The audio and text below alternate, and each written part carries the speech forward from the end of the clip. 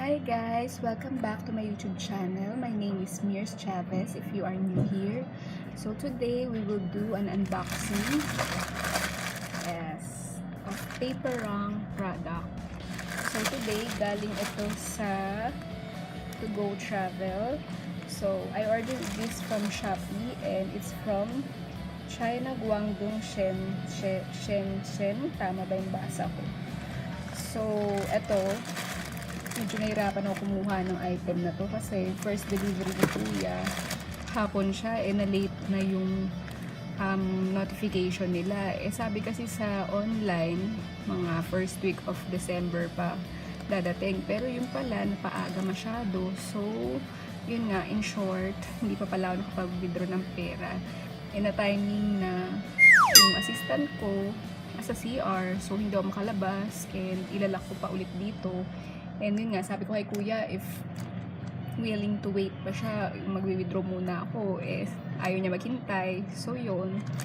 So kahapon, sabi ko, same time na lang niya i-deliver today. Pero ngayon naman, masyado siya paaga, so pinadeliver ko na lang sa bahay.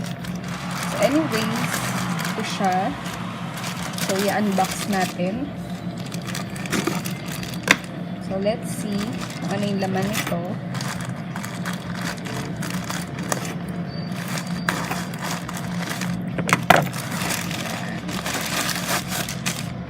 Yes. So naka-wrap naman siya na maayos. So here it is, the Paperang product. So, let me just share na na-intriga ako sa item na to kasi nakita ko siya sa friend ko sa Facebook. Pero, yun nga, since meron akong online business din and kailangan minsan ng mga piniprint na resibo, so I have decided na maybe this could help kasi nga wala pa akong printer dito sa work and nakikiram pa ako sa ate ko. So, medyo hassle na napaprint pa ako sa labas and then hiram ako ng printer sa kanya. So, I hope na makatulong to sa amin. I also purchased, yun nga, meron din ako rito dalawang pinurchase na stickers. So, eto siya. So, pwede siya sa sticker. So, eto, pwede siya mag-print ng mga photos, pero in black and white. So, okay, let's open it. And powered by Bluetooth siya. Lagay Bluetooth. So yan, we have to be very careful when opening it para hindi natin masira. So gumamit akong cutter. Then let's gently open it. So I think kailangan ata nito ng application bago mo siya magamit sa cellphone or sa iPad. In my case kasi gagamitin ko to sa iPad. Yan. Let's open the box. Oh, nice. So, meron siyang instructions in Chinese. Hindi ko mabasa po. Paperang palagay dito. So, I hope maintindihan natin. Kasi yung sulat niya Chinese. Ayan. And then, here it is, the product. Yes. So, meron siyang cable pang charge ng item. So, meron siyang white na cord. And then, yung product mismo. So, nakalagay. So, naka-cover pa siya. Nakalagay Paperang. So later, I will figure out paano to gamitin. I will show you kung makapag-print ako. Sige guys, later. Ito siya when open. Isi-switch mo yung button here. So yan yung lumabas. Nakalagay dito 57mm printing paper. So for sure meron tong laman sa loob na papel. And so medyo may weight lang siya ng onte. So dito yung charging niya. Yan.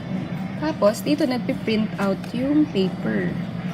So, sa ngayon, hindi ko pa alam kung paano siya i-figure out. So, I guess I have to download the app para magamit ko. So yun guys, you have to download the app sa application store.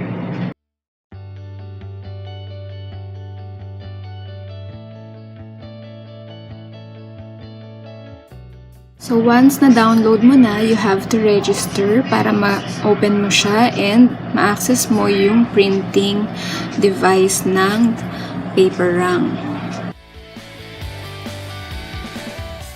Once sign in, tuturuan ka na pumili ng type of paper na gagamitin mo for printing and of course, ibu-bluetooth mo siya para magamit mo yung device.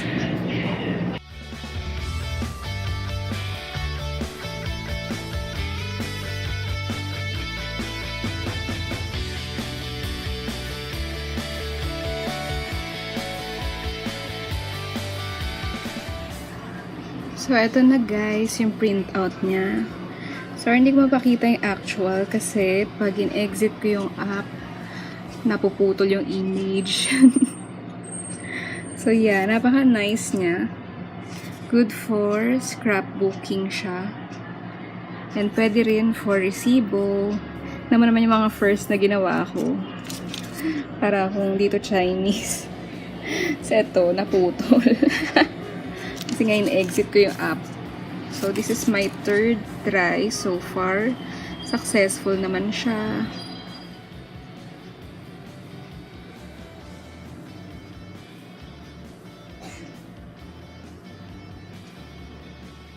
Other options then to print the photos kung gusto nyo i-photo slice siya.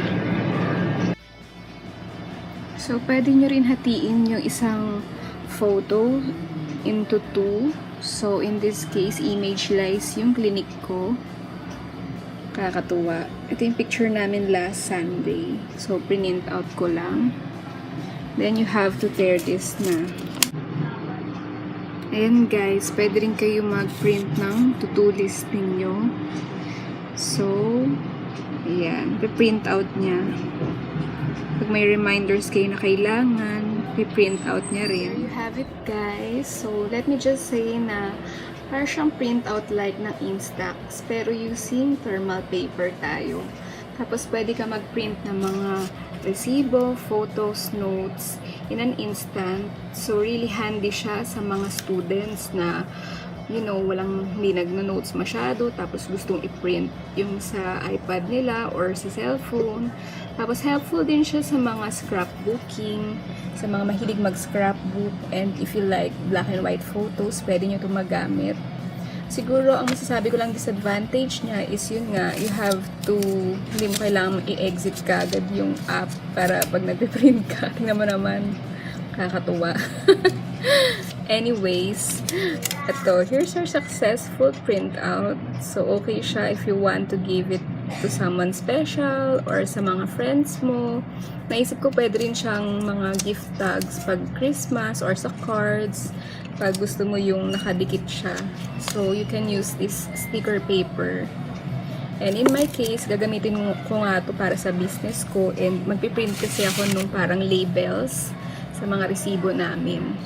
So, yun lang guys, and I hope you like this video, and sana you could continue to support my videos in watching it, and if you like this video, just click the thumbs up sign, and don't forget to subscribe and share sa mga friends ninyo if nakatulong ito sa inyo. And try nyo rin yung Paperang, hindi naman kayo magsisisi. So far, ito yung one of the pinagagastusan ko talaga para sa YouTube. Anyways, thanks guys and God bless.